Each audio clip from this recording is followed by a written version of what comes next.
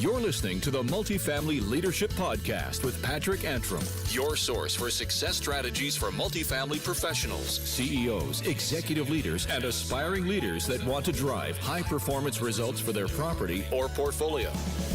All right, friends, welcome to the show. This is Patrick Antrim, and welcome to the Leadership Series. I want to welcome, we have a very special guest here today. You might have seen Patrick Morin at many events across the country. He's not only been a leadership coach, he is a venture capitalist. He's a turnaround CEO. He speaks on strategy, venture capital, and he's just a great guy to understand about how to really build an internal culture, a business, and he really has much experience in the multifamily space. So you might have seen him speak at NAA, some of the AIM conferences, and many of the other conferences around the country. So with that, I'd like to welcome Patrick, and we'll get right into the conversation. Patrick, welcome to the show here. Thanks a lot, Patrick. I appreciate that. I do. I'm excited to be here, excited to talk to you and talk to your audience, and hope I can help answer some questions, and if not, provide some insights. And all my answers might not be right, but they'll certainly be mine. Right. So let me ask you this. We were just talking before we went on the air here about really, you have experience buying and selling companies and helping people with that process. And we were talking about culture. What is this, how does that, the value of a company increase in your understanding of the power of an internal culture? Yeah, culture is arguably one of the most important elements of any kind of M&A. I remember back in 2004, I was at an event in D.C. with investment bankers. I'm an investment banker now, right? But I was up there at the time as a representative of the REIT industry. I was there with Cornerstone. And the investment banker kept saying, well, you put these companies together and you're going to get synergies and you're going to get savings and you're going to have duplication that you can get rid of and you're going to get yield.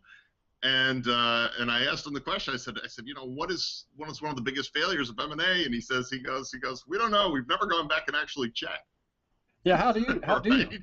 But that answer actually really does come down to culture. And culture can be one of the most important things of bringing companies together in terms of how people treat one another internally from those individual companies and whether or not they're going to work together for the common goal, for the return to the shareholders or the return of the owners. So evaluating and measuring those companies, as much as you love the dynamics of the finances, it's how they fit together that really has an impact post-experience. And even with Cornerstone, we acquired a lot of other apartments and apartment companies. One of the first things that we always had to check was to make sure that the cultures fit and that post-merger we can make those things work together. That's interesting. I've hired many different management companies. We're speaking multifamily over the years, and it's interesting. They're all strong, all robust, and everybody has the resources and the strength to do it. There's smaller ones that are more regional, and then there's the robust ones. But at the end of the day, it was really the people. It was a people management business. So, when you're looking at a company, your background is you also did some work with Carnegie, correct? Yeah, as a matter of fact, I was full-time with Dale Carnegie for 5 years, and then I was an instructor for them for 19 years. Wow. Yeah, it was a lot of fun. They usually brought me in for really difficult situations or high-impact situations. A lot of DoD work, Department of Defense work. But anything that could not fail, those were some of the things that they would bring me in to work. And you start to see cultures within organizations as well about how people are communicating, because the culture is everything, right? It's how you communicate with people, it's what you say, how you say it, when you say it, and all of those elements go to whether or not how functional a company can be. Saw a lot of that within Carnegie. Right. And so people today are doing a lot of different training. They're attending conferences and they're looking to get better, advance their career. And maybe somebody in this call is, exploring these opportunities in different markets. And so what would you say to somebody in terms of, you've obviously invested in yourself to reach where you are today. You've had mentors, I'm sure. Maybe you can talk a little bit about that. But really this idea of even what you taught through the Carnegie programs, I'm sure that helps you work deals, identify deals, and pick up value where others might leave off. Yeah, I think that there's a fundamental empathy that goes along with a strong culture, and that is because your culture is your strategy. I mean, however it is that you, yeah, you know, and it's funny. I wish I could even take credit for that. One of my acquaintances, guy Bill Taylor from Fast Company magazine, he and I were having lunch one time in Williamsburg about 2 years ago with the Virginia Council of CEOs, and that came out of his mouth, and I thought to myself, that is one of the most profound, fundamental concepts ever. You can talk about your strategy being pricing or design or other things, but a company's strategy is its culture, and that is, if our culture is one of service, if our culture is one of helping other people, if our culture is one of really reaching out and empathizing with people and helping them solve their problems, that will absolutely coast past any of your competitors, because that's what people are looking for. They're looking for that type of connection. And that culture starts with the CEO, works all the way down through the organization. So it's not going to be a disconnect. However, the senior officers, and that includes, you know, we're talking multifamily today, but that includes regionals, vice presidents, executive vice presidents, the chief executive officer, how those people treat, interface, and communicate with their other team members. That's the way those team members are going to treat, communicate, and interact with the residents. And that in and of itself is going to make a huge difference when it comes down to renewals. It makes a huge difference as to whether or not you can assess fines and fees and other things like that, and the people's receptivity to it. So the way that you treat one another and the way that you speak and talk to each other has a huge impact. It is your strategy. That's interesting. I know, you know, you're talking about the internal culture, not only the internal strategies, but when I think of business culture, there are a lot of people that are they're trying to figure this out. Number one, because I think, you know, there's more transparency than ever before, and it's really, people are recognizing that there's something here not only to do good, but financially, it improves results and improves the customer experience. But more importantly, and this is more my opinion. I would love to have your feedback on this, but the idea of performance, because people are trying to create happy workplaces, okay? But for me, what I have found is the way I made my teams happy was help them win, prepare them, coach them, lead them, so they're winning, and when they're winning, they're more confident, these types of things. And then it turned into this approach. So is it too much to have a high performance organization? Can you have a great culture and expect, like, you know, we want this to be the right way, and we want, you know, better than normal resorts, things like that? How would you approach sort of a high expectation environment? No, you know, it's funny because I completely concur with you in that a high performance operation is one. Happiness comes from high performance. Yes. Okay. That's what I was getting to. Yeah. Cool. Yeah, and you know, people want to join an organization, so when they're at coffee or at the store and somebody says, you know, for whom do you work? And they say the name, that the pride comes out. But it's also because they want to be a part of a winning organization as well. And when you've created a culture where you say, you know, we win, and we win in the right way, and people love to work where we are, that starts to breed a higher level of performance where people feel valued and their contributions actually mean something, because they see that they're working towards a bigger vision, towards the objective of the organization, and they understand how they fit into the bigger picture. Allow me to expound on this for a second. We're pretty proud of Cornerstone. There are certainly bigger organizations that were out there. I mean, you can go to you know, Aimco or BRE Essex, or, you know, the big. Let's talk Greystar and Riverstone, right? Now we got the biggest. Yeah, exactly. But I got a phone call from one of my colleagues at Cornerstone, and he was down in Raleigh last week, and he called me and he said, you know, I just ran into a vendor, and he said the vendor told me that everyone who's ever worked for Cornerstone just loved the company. They loved being around it. And he called me to tell me that it was a sense of pride for him. And it really is very true. And there are a lot of Cornerstone alumni out there that are excited about that culture. We were a high performance organization because we tied it directly to, are the people engaged? Do they understand the mission? Do they understand economic occupancy? Do they understand how their role impacts it, and how, when we report it to Wall Street, they can point to that number and say, I contributed to that thing. I did. It might have been this big, but I did. So now you've got high performance, you got happy people who are contributing because they understand it all the way through. So I don't think you and I are all that different when it comes to this. You know, you get a high performing organization, people are happy. Right, right. And so let me ask you this. You speak a lot about, I mean, the companies you're acquiring and helping through the process, you have to sell stuff, right? I mean, so understanding the sales strategy. Leaders, are they salespeople? If they're not selling to the customer, they're selling the vision, or they're selling the culture? What do you have to say about leaders as salespeople? I believe everyone's in sales, but I'm interested. There's so many different tomes out there on this. I mean, if you go to Jim Collins says a level 5 leader is, it doesn't have to be gregarious and outgoing. He could be introverted, or she could be introverted. You know, you can go to Maxwell's leadership model, what great leaders do. You can go to any one of these guys. But when you distill it down to its essence, anybody who's ever started a company or led a company has to be able to communicate a vision of where the thing is going and start to get people around to help them move it forward. You can call it anything you want, but that's sales. I mean, you're selling a better future. Right. You know, you're selling a better idea, and you're enlisting people. Now, I will tell you, a significant percentage of that is sheer enthusiasm.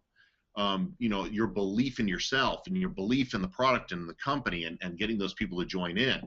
But to answer your question, the CEO is salesperson in chief, and it might not be out there actually selling the units. He might not be out there, or she might be out there leasing a unit.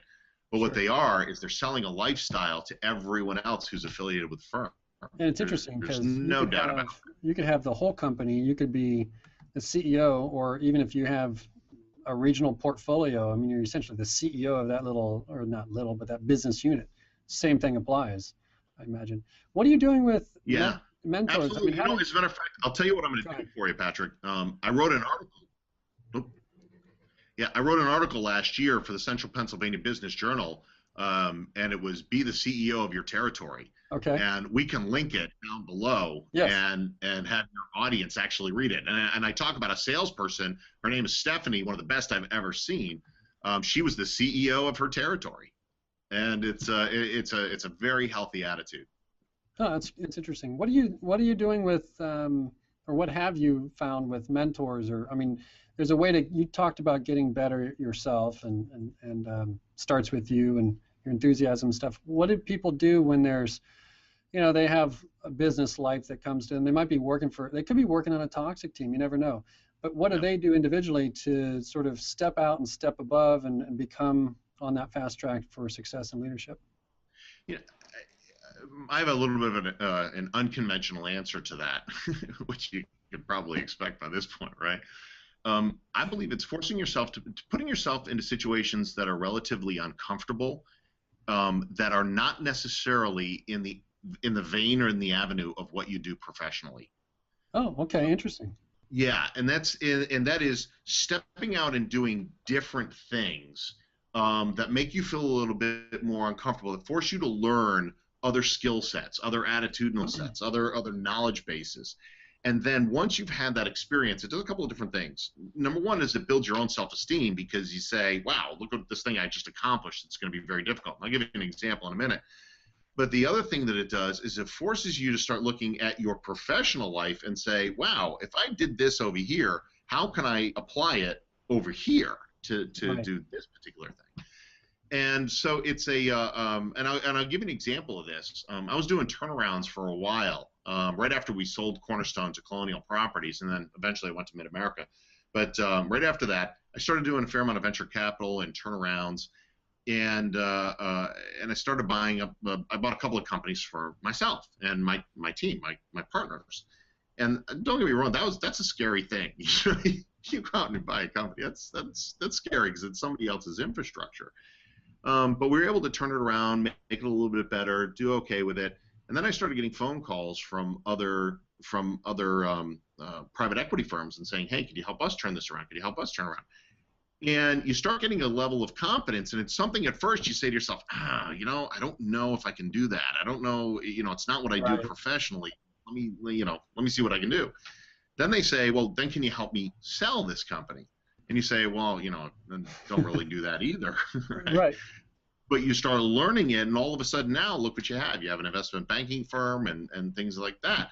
My point to your audience is this. It doesn't necessarily have to be along your professional lines. If you are constantly learning something, I don't care if it's ballroom dancing, I don't care if it's scuba diving, it's skydiving, and it doesn't have to be all this extreme stuff. It could be something else out there. What it does is it helps you start to look at other processes and the really creative elements of that you can bring into your own business and apply.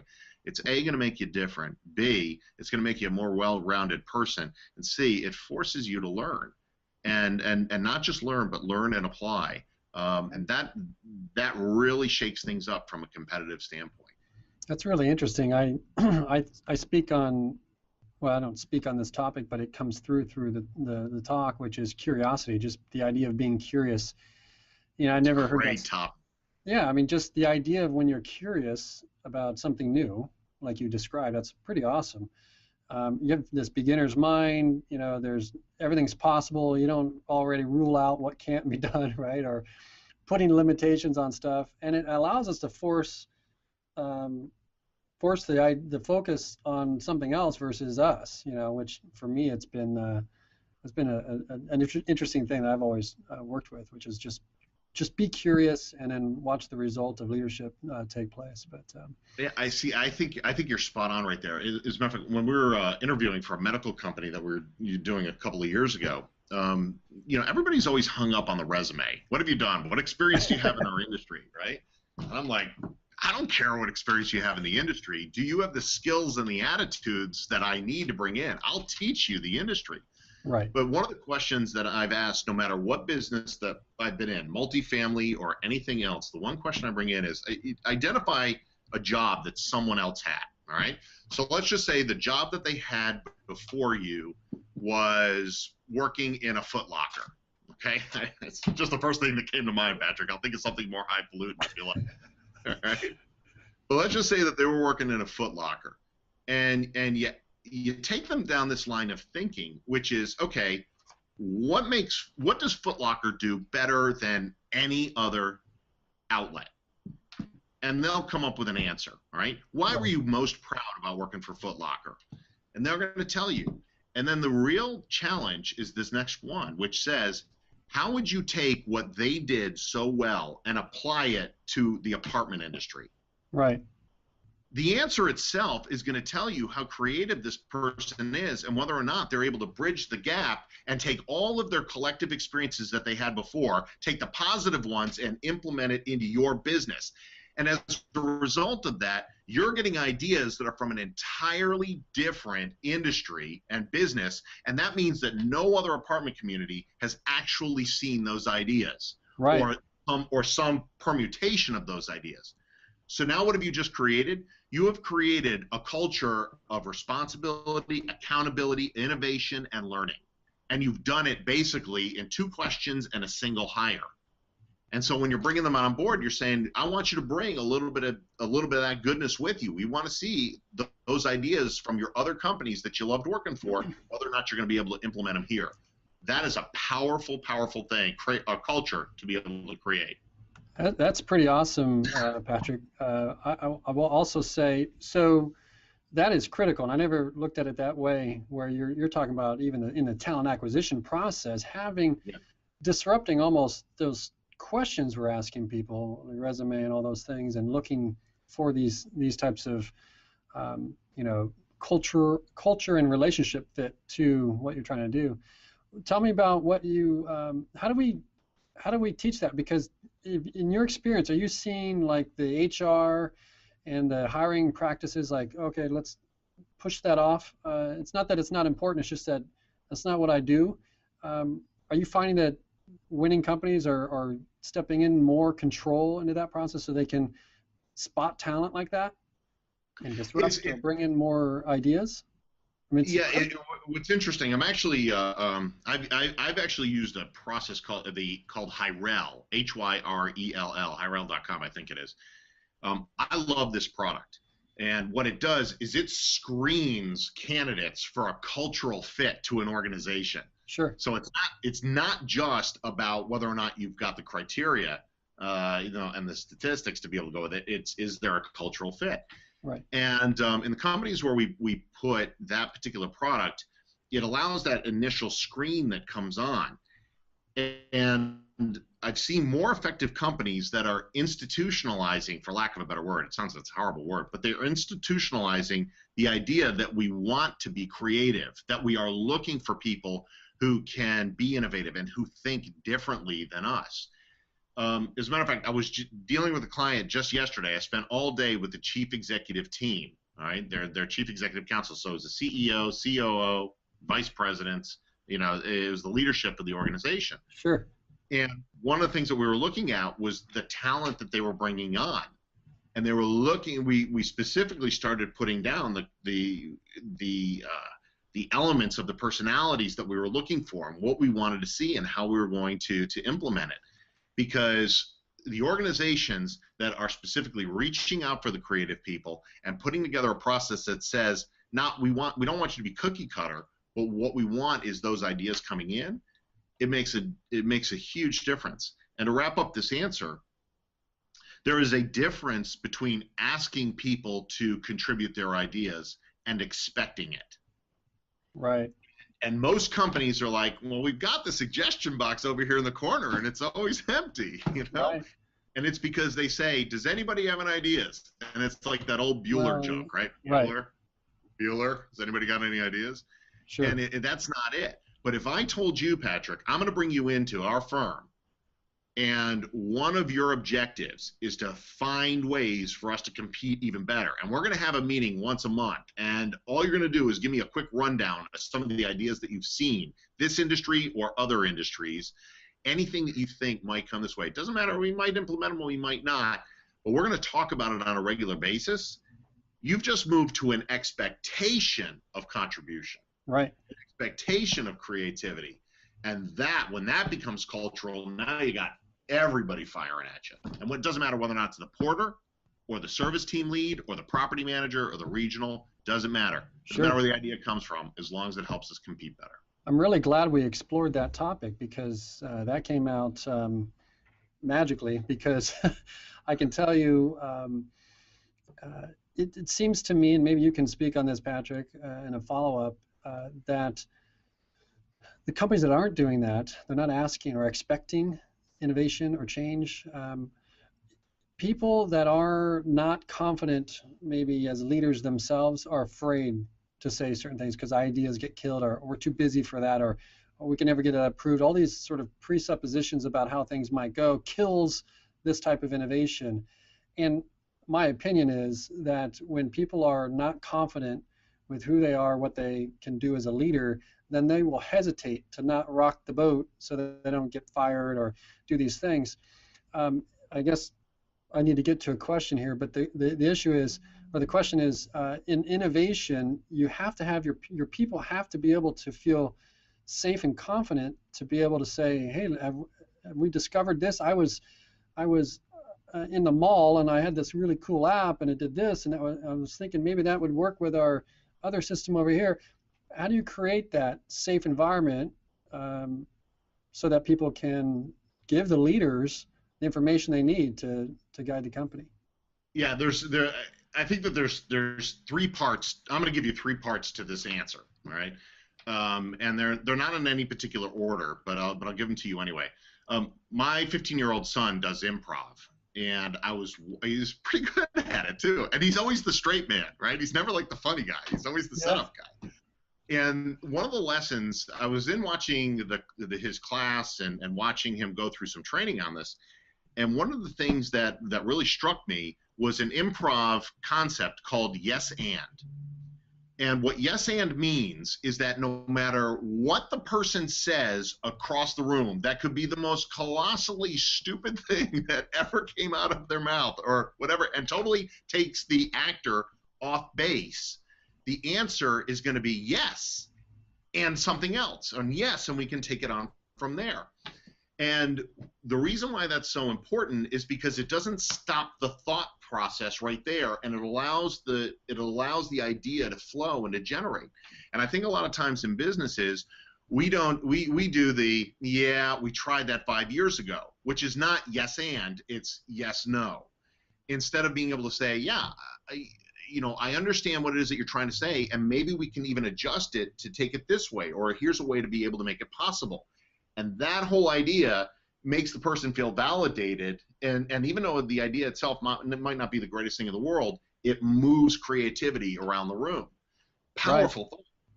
Right. And it might encourage. It's not only the person that is receiving the yes and, it's the person that says, yeah, I'm going to offer my new thought because it's more of a safe environment. I don't know, maybe. No, that's exactly right. Number two on this is it sounds crazy, but it's rewarding the risk, and that is not necessarily rewarding the end product. Okay. When you reward the risk, it says, wow, you really took a chance to go ahead and do this and to put this out there. It didn't work out the way that we thought, but I want to congratulate you for stepping out and at least taking a chance on it. See, a lot of times what will happen is we give people, gift cards for when they have produced this great result. And it's probably a good idea, it's probably a good idea to be able to do that. But when we say to somebody, take on this challenge or take on this idea, or in what ways can we get better at this, and they come up with a list of things and they implement some of them don't work, it is jarring to people when you reward that and say, I appreciate you just taking the chance on this thing, because right. That's going to create a culture of risk takers, but intelligent risk takers.